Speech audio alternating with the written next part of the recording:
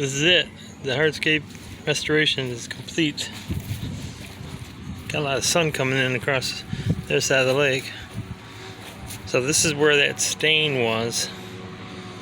I don't see any stains in there now. Over there on this edge, the edging was way over by the plants. It had moved over there, and I pulled it back up against the pavers so that it's doing the proper,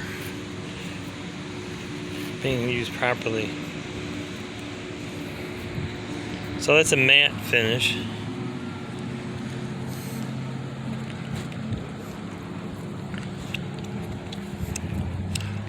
There's that inside the, underneath the deck. A lot of shade in there right now. I'll just show you down here where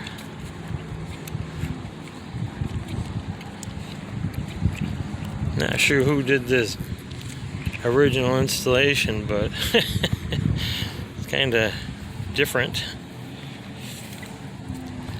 They started one pattern on one side, and then I don't think they even had a pattern on this side. They just, whatever they had, they stuck it in there.